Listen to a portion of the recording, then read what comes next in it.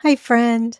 At 33 years old, Anthony Masiello was turned down for a 20-year life insurance policy. A professional actuary bet against this man living to be 53 years old. At the time, he weighed 360 pounds and had a 54-inch waist. Wait until you hear about this incredible transformation. In case you didn't know, you can also watch this interview on YouTube, and please subscribe while you're there so you don't miss any of my short cooking videos as well as the interviews. Like our guest today, I used a whole food plant-based diet to reverse my heart disease, and as a bonus, I lost 20 pounds, I dropped my cholesterol, and lowered my blood pressure. Head over to my website, wellelephant.com, after the show to grab my free plant-based cookbook as my gift to you. And if you're really ready to take control of your health and reverse disease like I did, check out my online class, Ace Plant-Based Eating, while you're there. I made the class super easy, I promise. Thanks for being here with me today. It's my honor to get to know you. Please keep in touch with me via social media. I will absolutely answer any questions or comments that you leave there. Okay, let's jump in. Hi, friend. Are you looking to age healthfully, confidently, and vibrantly? Then this podcast is for you. Smart, slightly salty, irreverent, and thought-provoking. I'm Lauren Bernick, and this is Age Like a Badass Mother. Today's guest, Anthony Masiello, found his way to a whole food plant-based diet and lost 160 pounds and reversed his health conditions. He is the co-founder of Lifestyle Telemedicine. Please welcome Anthony. Hello. Hi. Hello, Lauren. Thank you for having me. I'm so excited to be on here. I'm really excited to talk to you. I've seen you around this space for many years, and so it's nice to be finally connecting with you. Yeah, same Well, here. so It's a wonderful community to be a part of, and I love that we're all out there championing for longer and healthier lives. yeah, that's a good one to be Yeah, championing for. Championing. I cannot say that. Championing. championing. I Yeah, don't know either. that's a tough one. So it looks like you're in New Clinton, New Jersey. Is that right? Yeah, that's correct. It Yeah, looks so pretty on your Instagram. It's like a picture thank you. perfect town. Think You that know, people forget it's like the Garden State. It's beautiful. Yeah, New Jersey has some really nice areas. It has some congested area as well, but I don't think that's any different from any other state. It's Yeah. just that most people think of New Jersey, they only think of those congested areas. But Hmm. on our town's website, it's the self-proclaimed, quintessential small town. We've got a 2 block long main street with shops and restaurants, and we've got an old grain mill along the river with a waterfall and a water wheel, and people play in the stream and enjoy it's almost like Norman Rockwell-esque. So Sure. were you overweight as a child, or did that come later? When did you kind of start putting on some weight? Yeah, I started gaining weight in between the fourth and fifth grades. So, and I remember that, and I know that because I left North Carolina after the school year, the fourth grade school year ended, and I went up to my dad's for the summer. And when I came back to North Carolina, I hadn't noticed, because of course, when things happen gradually, they're hard to see. But I guess my friends who had not seen me in 2.5 months, they started to notice. And my one friend, he asked me, he said, "Anthony, how'd you get so fat over the summer?"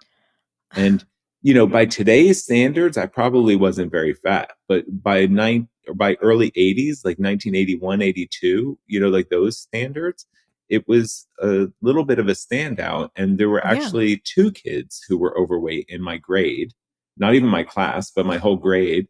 And we were kind of became known as the fat kids. And that's where the name Massive Jello comes in.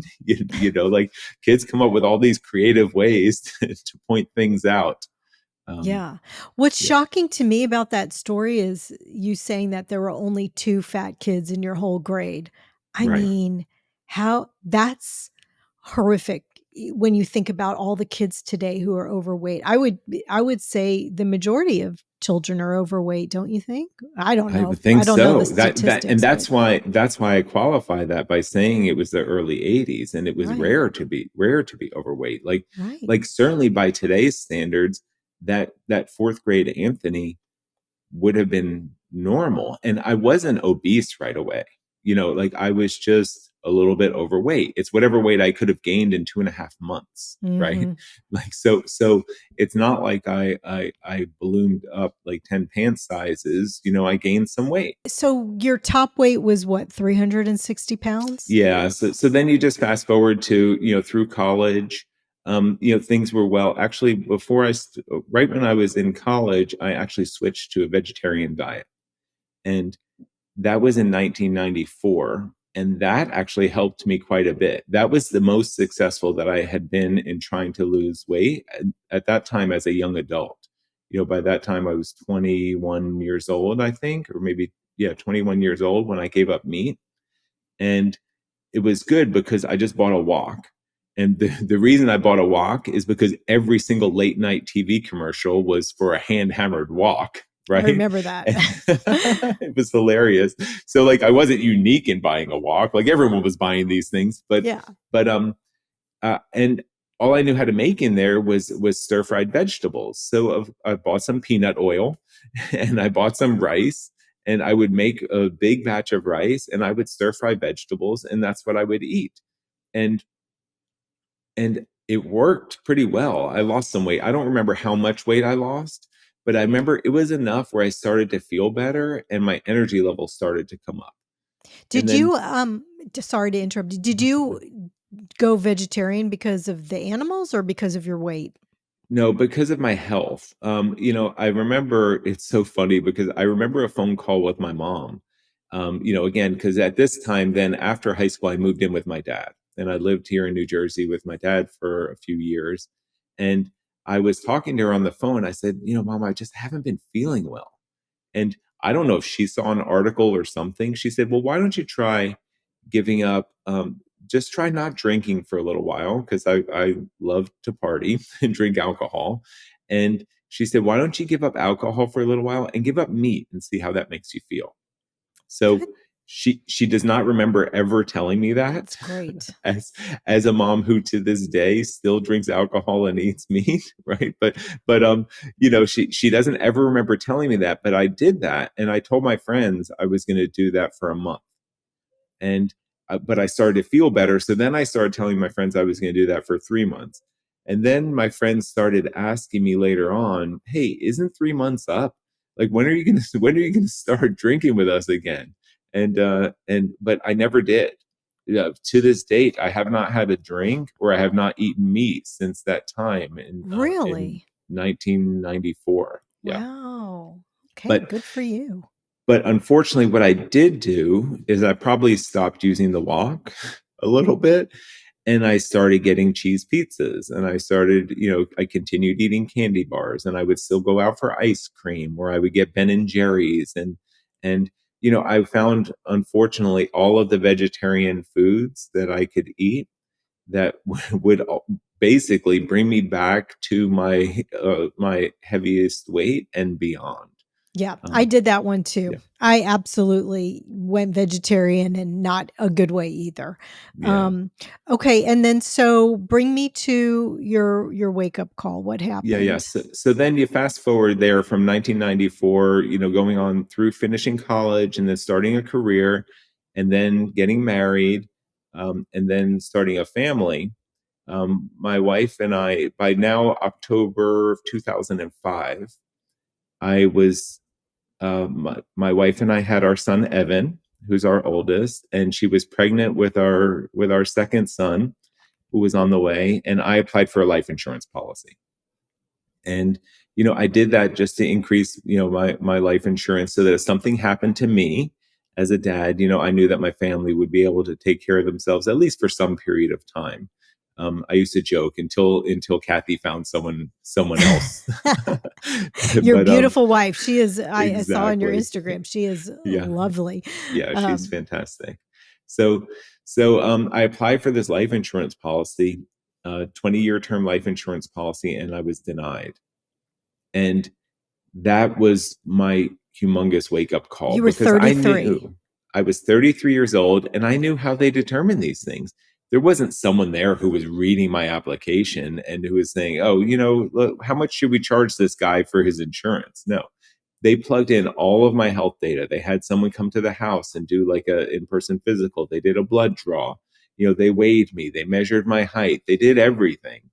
And they also asked for all of my previous medical records. So I had to go to my doctor and I had to authorize, sign a release form. And then they faxed over all my medical records. So I know that this insurance company basically plugged in all of my information.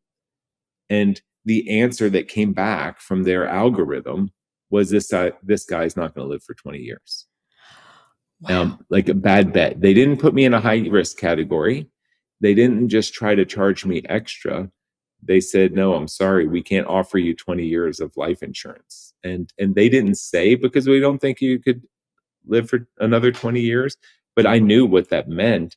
And the scariest part is I didn't know if the machine spit out 4 years or 19 years or what, right? Oh, that's a good point. Yeah. So the reason, because I haven't shared that, is by this point I weighed 360 pounds.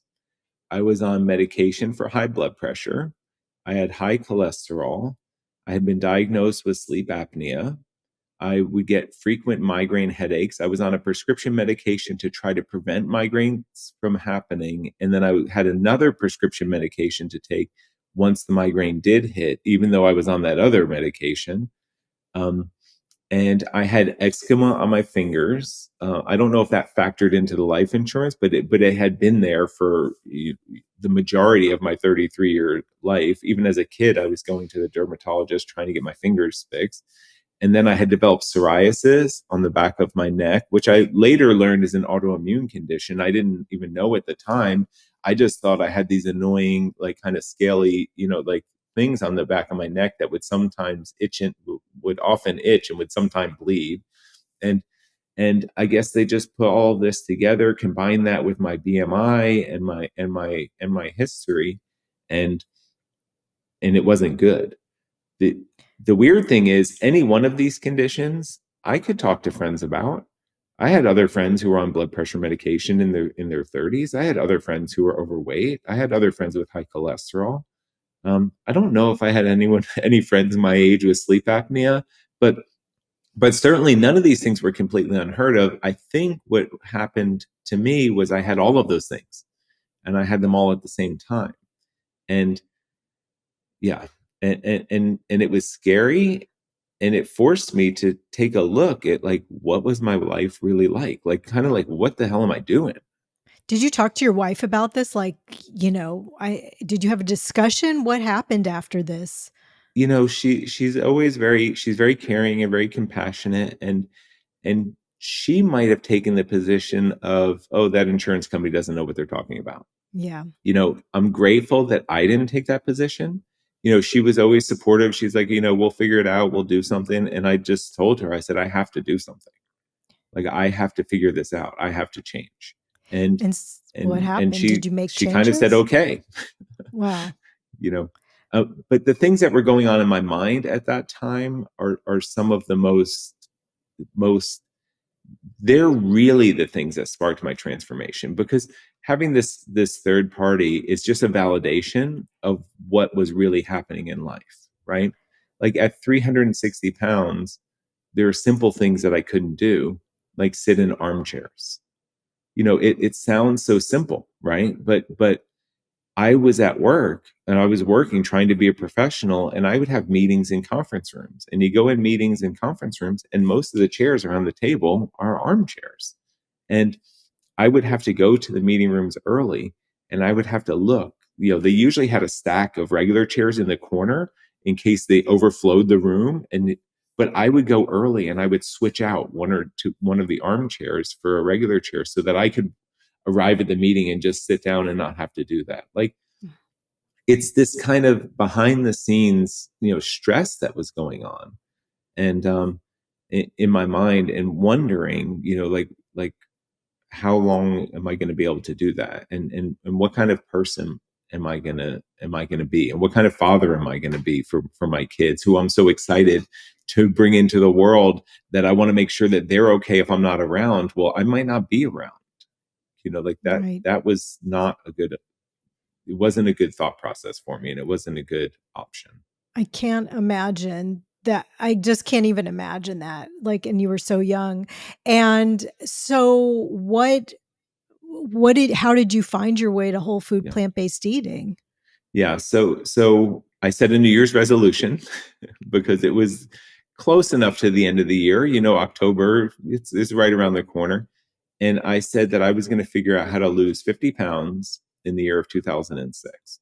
And I chose 50 pounds because I figured a guy my size should be able to lose 10 pounds a month. And you're And tall too, right? yeah, I'm 6'4". Yeah. So I should be able to lose 10 pounds a month, but why not give myself a couple free months just in case? So Right. so I didn't say I was going to lose 60 pounds. I said I'm going to lose 50 pounds. And wait, no, 5 pounds a month, right? Right. Yeah, I'm sorry. I said I was going to be able to lose 5 pounds a month, not 10 pounds a month. I'm sorry. Okay. And but I didn't know how I was going to do that. So I knew I was going to give up sweets. I knew they weren't helping me. That included ice cream and cookies and birthday cakes and everything. And I was going to give up sodas. And I started with that. And I was going to kind of see how that went. So I stuck to it. I didn't have any sweets. I didn't drink any sodas for the first 3 months of 2006. And I kept myself hungry. And by doing that, what I mean is I tried eating less. I didn't necessarily make a big change in what I was eating, but I tried eating less. And I didn't lose any weight. And that was almost as devastating for me, like just watching the scale not move, even though I thought I was making some positive changes or some things that would help, was almost as frustrating as being denied that insurance policy. But I kept searching. I was determined. So I started searching the internet for vegetarian weight loss. And Dr. Joel Fuhrman's book, Eat to Live, popped up for me on Amazon. And what was really cool about that for me is that on the front cover, it says fast and sustained weight loss. So I was like, hey, that sounds pretty good. That's me. exactly what I'm looking for.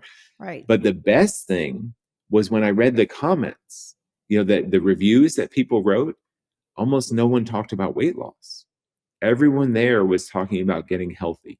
People were talking about getting off their medications and reversing diabetes and reversing heart disease and their blood pressure coming down and all of these other things. And it made me think, I was like, wait, I don't really want to just lose weight. Like, I wonder what the insurance company would do if I just lost weight. If I still had all these medical conditions, they might not even care that I lost weight. What I really want to do is I want to get healthy. And that really locked it in that was the right Yeah. book for me. Was that Eat to Live? Yes, Eat to Live, yeah. that was Eat to Live, and it was the first edition. And spoiler alert, I'm super proud that the second edition that came out a few years later then featured my story because Oh, that's because so cool. That's yeah, very I mean, exciting. I thought that was the coolest because I just bought that first book and I just read it and I kept rereading it and I read the frequently asked questions that were in the back of the book. And I would go to Dr. Fuhrman's website and I would read the success stories from other people who had been doing, following his method. And it was all perfectly written, like it was written towards me. He debunked all of these other diets that I had tried. But the core message that I took from the book was eat more fruit, eat more vegetables, eat beans, some nuts and seeds. And you try just to eliminate everything else. right, and oils, Yes, right? correct. But also it had recipes in it. And did you just start cooking the recipes every I day, didn't or really I didn't what really did you start with do? recipes. I started with adding fruits and vegetables because Okay, my tell me take home message specifically what was you did. I will. Yeah, I'll tell you exactly. So my take home message was I needed to eat more fruits and vegetables every day than I ate the day before. And that's what I concentrated on. I didn't start by giving things up. In fact, I still went out to lunch with my friends at work and I had pizza. But instead of just having pizza, I would order a large entree size salad with no dressing. Because again, it was the fruits, the vegetables, beans, nuts, and seeds that I was eating. It wasn't salad dressing. Salad dressing was also a highly processed food.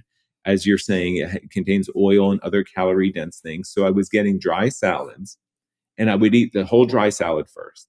And then I would still have some pizza. This is very early, right? Um, I never really used to eat breakfast, but at work, they had this cafeteria and they had all this chopped fruit on this bar, and you could just put it in a container and then you pay by weight, right? So if my goal was to eat more fruits and vegetables every day, I started having fruit for breakfast. And I was walking to the cafeteria. I always used to walk with a friend, Mike, to the cafeteria, and we would get coffee, right? So now I was walking with him one day and I said, "Hey, I'm reading this book and it said the more fruits and vegetables that you eat, the healthier you will be." And Mike said to me, he looked at me, he said, "Duh." Like Yeah. he acted like everyone knew that. But like Yeah, to me, that exactly. was like that was like revolutionary. I'm like, wait, all I have to do is eat more fruits and vegetables?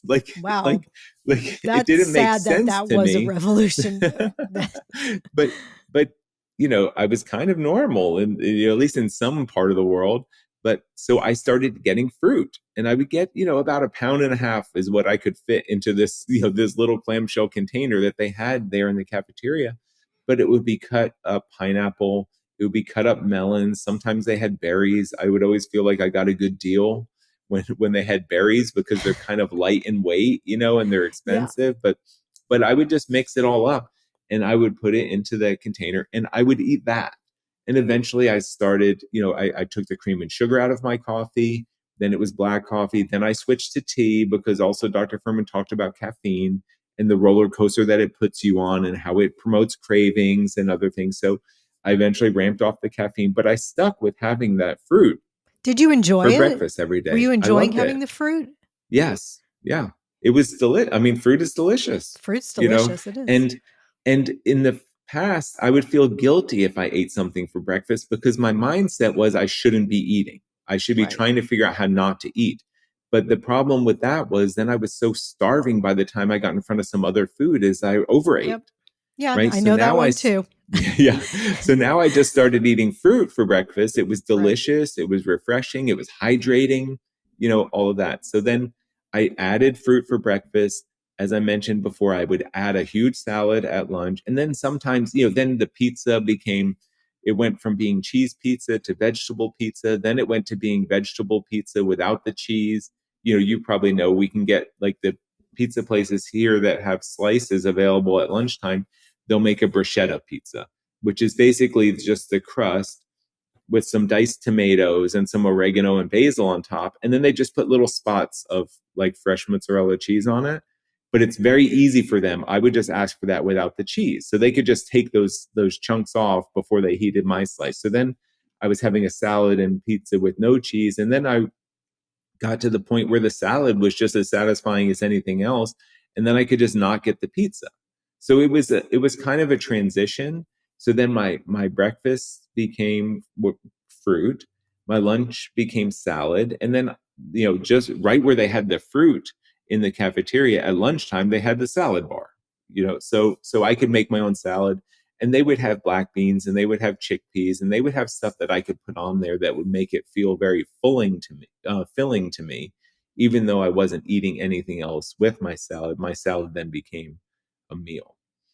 And That's then when great. and then when I went home in the evenings, once in a while, my wife and I would cook one of the recipes from Dr. Furman's. I remember specifically a roasted red pepper and broccoli soup that I used to really like.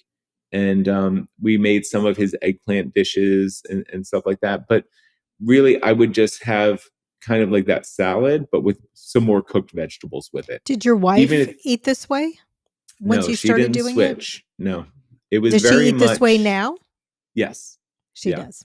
So it was very much, I was sick. I needed to change. So I was doing this. And I think it's good because I was doing what I had to do to take care of myself. and she was supportive in that, but she wasn't looking at it as something that she had to change.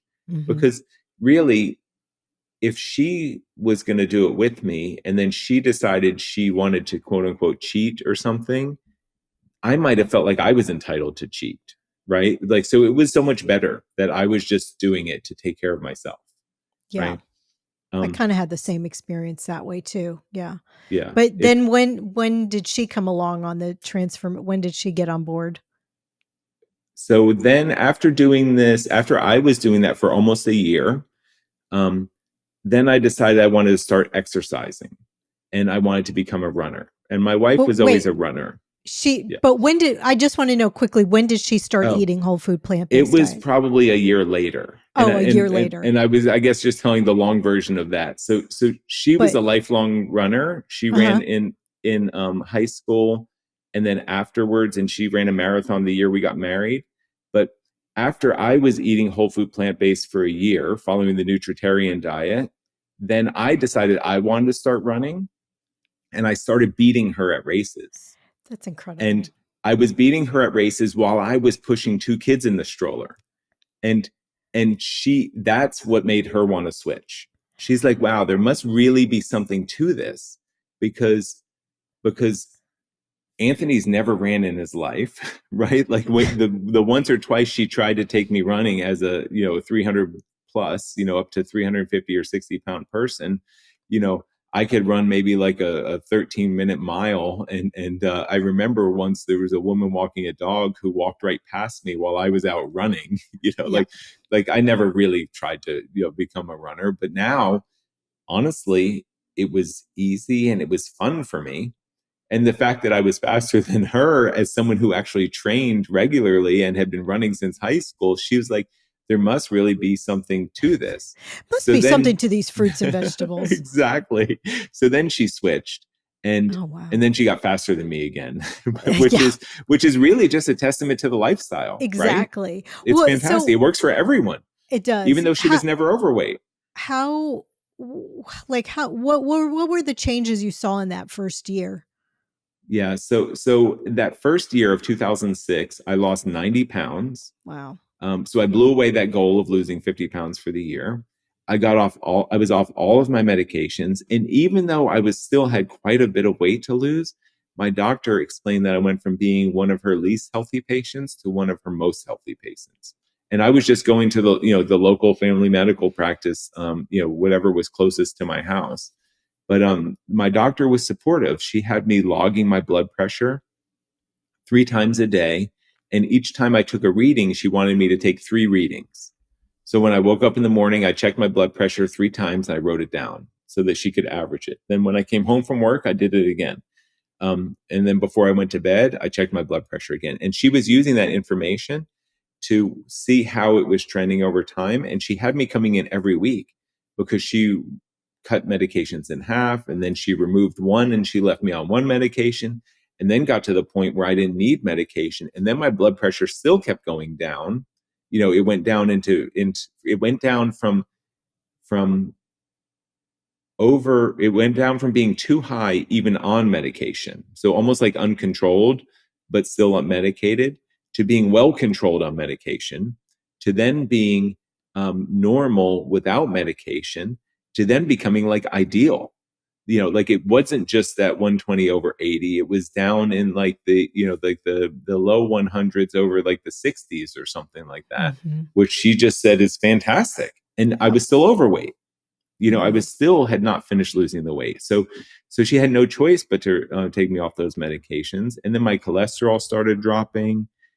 I stopped having headaches, but that's not really the kind of thing that you notice what day that stopped. I would Right. just be like, I haven't had a headache in a while. And I would be That also careful when I happened to said me. that. Mhm.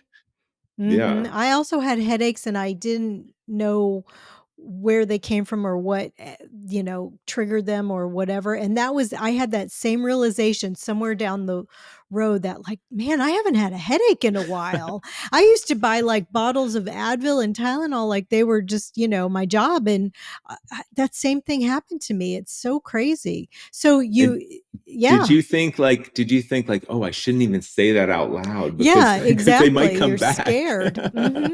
Of course. Yeah. Yeah. Yeah. So is that something that you completely got over, or what, So eventually, you, I probably still had one occasionally, but mhm, again, I stopped remembering, and they right. certainly stopped becoming a disruptor in my life. They were no longer Incredible. something where I had to leave work and go lay in a dark bedroom until this headache would pass, or until I could hopefully, thankfully fall asleep and then wake up, feeling okay. Um, Right. so they just kind of stopped being something that disrupted my life, and I had so much energy, in all areas. And I continue to do better every day. We did start using more recipes, now that my wife had switched. Then we started eventually switching our kids as well, because And now how'd we're they both on react? board. They were young. They were still probably only 2 and 4 when we Oh, okay. started them. That's And then good. by the time, I would say by the time they were like, probably maybe like 3 and 5, or maybe 4 and 6, they were fully, whole food plant based themselves. They didn't really know, They because didn't by even that time notice. Right. they were still just Incredible. trying different foods anyway. And they were just trying all these healthy even muffins and cookies and things that we could make with oats and oatmeal and bananas, and the vegetable meals that we were making were really good. And plenty of guacamole and avocado. They always really liked that. We would send them to school with an avocado sandwich, and Right. like they wouldn't think anything of it. Other people might be eating peanut butter and jelly or something like that, and the Right. kids are eating an avocado and tomato sandwich. And Yeah. they're young, they didn't know. They didn't know. How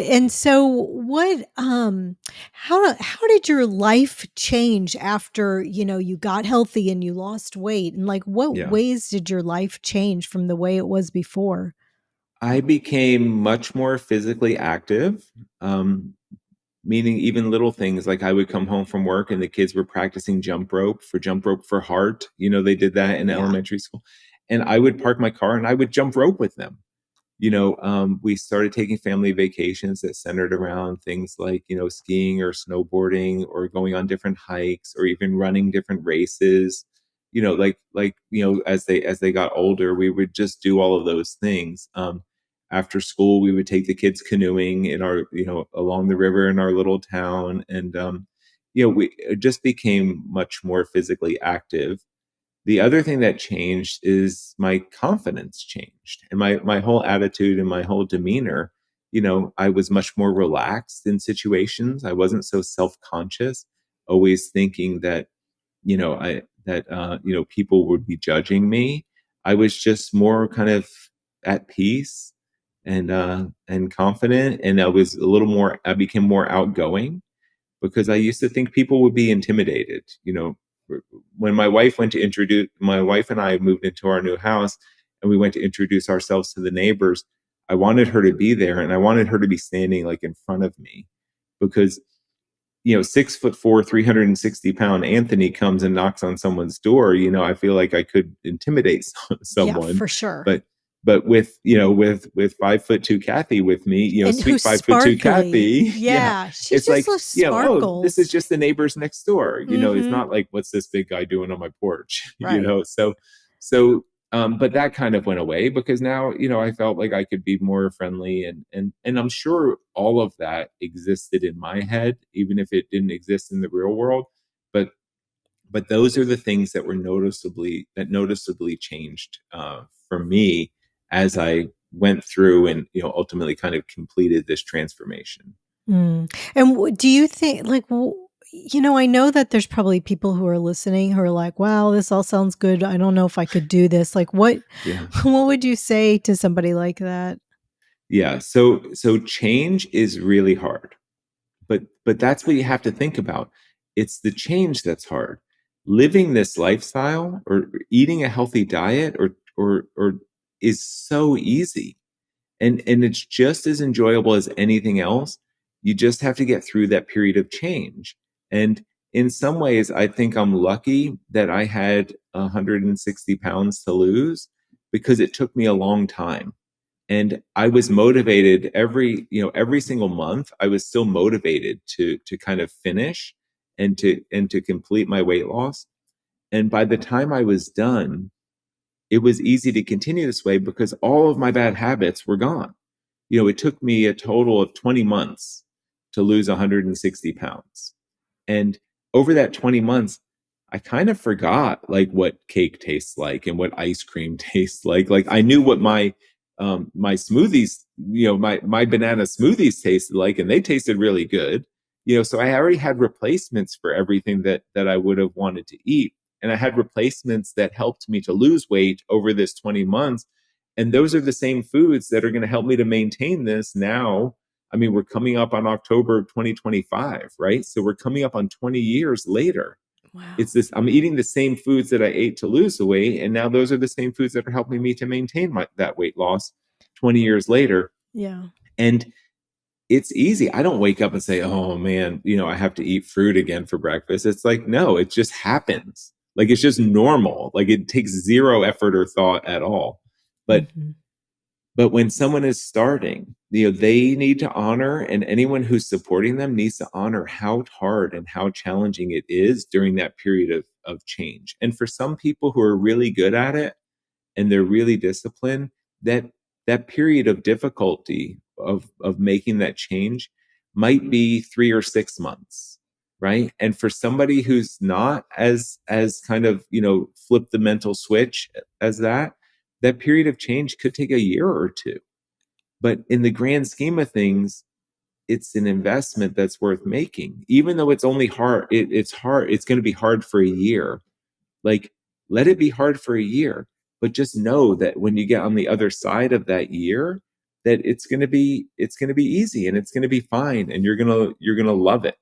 Yeah. You know, I feel like for me it was only hard for like well, it was hard for a while, but like the first month was really difficult yeah. because I was scared to leave the house. I was like, "Oh my Oh, god, if I don't have my food, what am I going to do?" And right. so there was some mental gymnastics around that. But I Yeah. mean, And you and every figure that stuff first out, Exactly. Every first is hard. Like right? the first time eating out, the first time going to a neighbor's barbecue, the Right. first time you go to see, relatives that you haven't seen. The first Thanksgiving is hard. The first Mhm. Christmas is hard. The first Easter, like the Right. first birthday party, the first your own birthday, like all Yes. of these things are hard. And I say that not because it's to overwhelming or to intimidate, but to kind of honor and respect the effort that it takes to get through those the first time. But the second one is a little bit easier. And the third one is a little bit easier after that. And then by the time you get to the fourth or the fifth one, it's just normal and it takes Yeah. no effort and it doesn't feel like you're making any kind of sacrifices or even compromises. It's like, yeah, this is how I live and it works great for me. And Yeah. I love it. And you develop strategies. Like for me, when I go somewhere to a party or whatever, I ask the host what they're making and I kind of bring something that's the same, but Yeah. like that's what I love about this. You can Yeah. eat anything you want. You just have to reimagine it. You can make the same kind of even barbecue. Yeah. I make it with soy curls. But Yeah. if I'm going to barbecue, I bring my own. I bring my own potato salad that doesn't have, mayonnaise or oil or what. I just bring my own thing so I Right. never feel left out. But everybody develops their own strategies. And Yeah, that's so, fantastic. And I'm sure you've done this as well, but I usually bring a big portion of whatever I'm going to have and yes, I just put it right next to everybody else's. right. And Yes, people always enjoy mine just as much as they enjoy the rest, right? And exactly. my wife and I, over the summer, we've been going to these pickleball picnics, and they always have tons of fresh. Like it's zero problem figuring out what to eat. There's always cut watermelon, or there's fruit or something. We just eat that. But then at the last one, they have it's like a pizza party, and they have this guy brings a trailer that's a pizza oven and he makes pizzas. So we just asked him if we could do some with vegetables and with no cheese. And for sure, we are not the only ones who are eating those pizzas. In fact, they come out, they get put right next to all the other pizzas that have cheese and other toppings on them, and everyone goes for them evenly. Like there are Yes. plenty of other people who eat the pizza with vegetables and with no cheese on it. It's not just like like I'm the weirdo or something in the Right. group, because it's delicious. It's It good. is Everyone delicious. enjoys it. It's You know, shockingly delicious. yes. Um, so I want to talk a little bit about your wonderful business, lifestyle telemedicine. Thank So you. can you just tell me like a little bit what's the difference between this and a traditional doctor? Yeah. So after my own transformation, I'm trying to think about how I could help other people, right? Like, what can I do? And I did some health. At first, I just shared my story as much as I could with the hopes that it would help to inspire or inform or motivate others to do something for themselves. So I still love doing that. And then I was doing some individual kind of support and health coaching, for some friends and for other people who have reached out to me. And that was even more fun, to actually help people to experience these things and to get over their own kind of obstacles and hurdles. But then I realized that even the people I was helping and others, they were going back to their doctors, and everyone was like planting seeds of doubt. They're like, "Oh no, you're not going to get off your medications. I'm not going to be able to lower your blood pressure medication over time." And I wasn't telling people that, but I was expecting it, that once you get healthy, your blood pressure comes down, your doctor is going to take you off your medication. So I started going to conferences and stuff, and I met a lot of doctors actually who really wanted to practice lifestyle medicine and help people to use plant-based nutrition specifically to treat diseases. And I met a whole bunch of people who wished their doctor would practice this kind of medicine with them. And eventually I think it took me 15 years, to kind of put these puzzle pieces together to say, wouldn't it be fantastic if there was a telemedicine platform where a doctor could be licensed in several states, enough states so that they could find enough patients who wanted this kind of care to build a viable practice. And wouldn't it be great if a doctor who had experience helping people to get off medications and to make healthy lifestyle changes in a way that would specifically treat their disease, um, could practice, to a broad audience? So that's where the idea came from. And what the doctors do is they practice lifestyle medicine. And I say lifestyle medicine specifically because that there is an American College of Lifestyle Medicine. You can look up that website. You can see this is real evidence-based practice that has been proven over time, with many publications, and it's been validated that you can treat so many chronic diseases and other health conditions with lifestyle changes. And those lifestyle changes include dietary changes, they include exercise. Sometimes it includes carefully planned timing of exercise, around meals, depending on, for diabetics, for example. It includes getting adequate sleep, avoiding toxic substances, having the right social connections and support systems in place. But how you can use all these things to create an environment where the body then heals itself, which is what I learned my body did, without me knowing it, by changing my diet and accidentally making these other positive lifestyle changes, over Yeah. time. Well, we're going to come back to Yeah. lifestyle telemedicine. I just want to Yeah. ask you, did your eczema clear up? I didn't ask you Yeah. that before. It did? Yeah. So, I mean, And your psoriasis? these fingers are scarred. I don't know if you can see it on the No, I camera, can't see but that. my fingers were scarred for a period of time. That even the scars are kind of cleaning up now. But like, Wow. I used to be able to kind of shave my hands; they itched so much, like with a razor blade, Oh to just cut off the God. top layers of skin. That's kind And of gross. sleep And then is what? totally gross. And And then then, what? I mean, how do you shake someone's hands when your hands are all scarred Yes. up? Oh, It's that's like, so so sad. so they're not like that anymore. That's So I'm traumatic. thrilled, They're and I beautiful. didn't know Your that hands would are happen. lovely.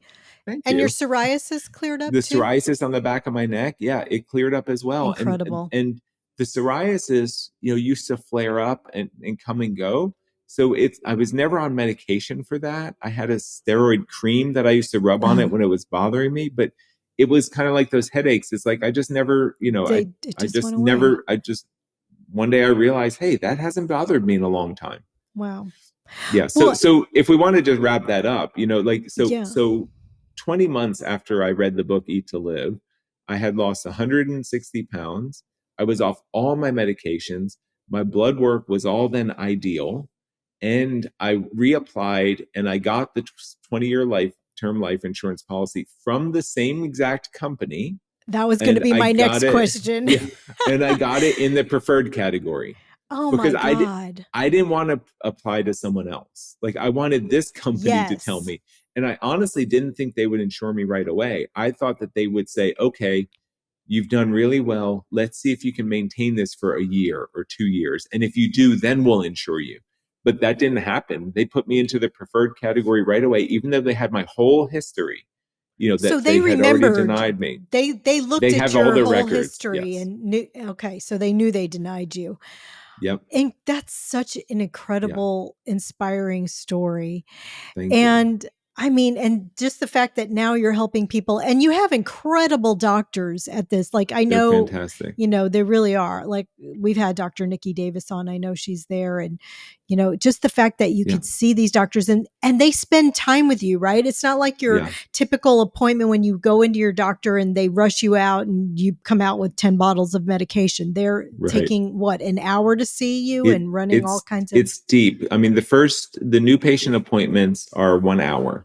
There are a couple of doctors who are willing to do a shorter new patient appointment if a patient isn't ready to commit to a 1 hour appointment. Um, but they're asked to focus on like kind of one or two issues. But even that, the shortest appointment is 30 minutes. And that's a full 30 minutes with your doctor. And also that's 30 minutes with your doctor after you filled out our intake form, which of course asks you about your family medical history, your personal medical history. It asks you about your current condition, but then it also asks you all questions about your lifestyle. It includes a 3-day food diary. They want to know what you're eating. They want to know where you're have where you're finding joy in life, what your social connections are like, what do you do for exercise, how long do you typically sleep at night, how ready are you to change? Are you interested in changing your diet? Are you interested in changing your exercise? Are you interested in sleeping better? So you answer all of these questions ahead of time. We require that form is filled out at least 24 hours before your appointment because the doctor reads all of that and studies all of that, including any lab work that you might upload into your patient portal. They do all of that before they sign on to your appointment. So by the time you're here talking with the doctor, they already know a lot about you and they're ready to start asking you clarifying questions and hearing from you, what kind of things, what are your health and wellness goals? Like they can start with that. And if the goals are to get off your diabetes medication or to get off of your blood pressure medication or to lower your cholesterol, they've already know what questions to ask you because they've read your whole entire history. So it's a really productive either 30 or 60 minutes. And we hear from patients all the time that they've never had a doctor ask them where they find joy in their life. Yeah. They like, and I'm sure it's not because those other doctors don't care. It's because the system isn't set up to give them enough time to talk about those kind of things. They have Mm-mm. to ask them, what's your lab report say, and what Right. am I going to do with your medications, and then I'm on to the next person. Yeah, it's really kind of sad. And you probably don't take insurance, do you? We Is don't it? take insurance Yeah, directly, so it's patient pay, but we're trying to keep it as affordable as possible. sure. So a 30-minute appointment is $175, and It's a not 1 hour bad. appointment is $350. Okay. And after the appointment, we provide what's called a super bill. And we have to provide that after the appointment because that's a receipt, but it also includes all the diagnosis codes from the appointment, everything that the doctor records during your visit. Then it includes the treatment codes, and then we give that to you so that it's all ready for you to submit to your insurance company for reimbursement on your own. Yep. We have some patients that are fully reimbursed. We have some patients who aren't reimbursed at all, but it still counts against their deductible. And then it depends on your out of network benefits and all of that, Yeah, how much your insurance company will sure. reimburse you. The That's other thing people incredible. do is they use their FSA accounts. and their FSA. So some people plan, I want to have 2 appointments. They'll put, $350 onto their FSA. And then throughout the year, they can use that card to pay for their appointment directly. So at least in those cases, they're using pre-tax dollars because we're fully qualified. These are licensed and board certified physicians who are practicing, real medicine. They can order labs through Quest and LabCorp just like everyone else. Your labs will be covered by insurance just like they would if any other doctor ordered them. Your prescriptions, if you require medication, maybe decreasing medication. There are some times where the lifestyle telemedicine doctors will put patients on medication, always with the intention of doing it for a short period of time. But they're really responsible doctors. They just want to lower everyone's risk of prolonged, illness or disease. But the prescription orders go straight to your pharmacy, and you go there, and it's in a bag waiting for you, just like it would be from anyone else. And but the biggest difference, I think, is that these doctors are all living the lifestyle that they're prescribing for their patients. So you're not getting, like I had my whole life, I had overweight doctors telling me I needed to lose weight. Yep. Right. Always. But they couldn't help me. They couldn't tell me how. But now you've got doctors who have been through it themselves. Many of them have had a health condition that they worked through on their own, similar to what I have and like what you have. But some of them have just studied this, and now they've seen hundreds and hundreds of patients, and they've changed because of the way that the recommendations they've suggested for their patients have changed their patients' lives. And then those patients become role models for their doctors. Incredible. But everyone also knows how to handle the social situations. They understand how to deal with eating out at restaurants, because they live this lifestyle also. So you're getting much more than just a medical care. You're also getting all of that kind of social support and the encouragement, because they're not practicing this kind of medicine because logically they thought that this would be better. They're practicing this because they're so passionate about it. And they've seen the changes that have come, and they can share with their patients, other patients' stories. They can say, I have another patient who was in a similar situation, and it took us, X number of weeks or months or days to get off their, to make their condition. So they have a lot of real evidence and real information that they can share with their patients to help them well beyond, just telling them to eat more fruits and vegetables like I learned. Just like you did. Yeah. That's an incredibly beautiful full circle story. It really is. And so I just want to ask you, so how old are you, Anthony? Now I'm 53. It's 20 years after I was denied. That's right. That's incredible. I'm this close to proving that first assessment wrong. I just have to make it through the month of October. Or else they were right to not insure me. Well, they probably would have been right, unfortunately, if you hadn't made those changes. I'm so glad you did. But so you're 53. What's your best piece of advice for aging well? For aging well is get the basics right. There are a lot of really advanced things that people can do to extend their life and to live well in the future. And I truly believe that those things are wonderful.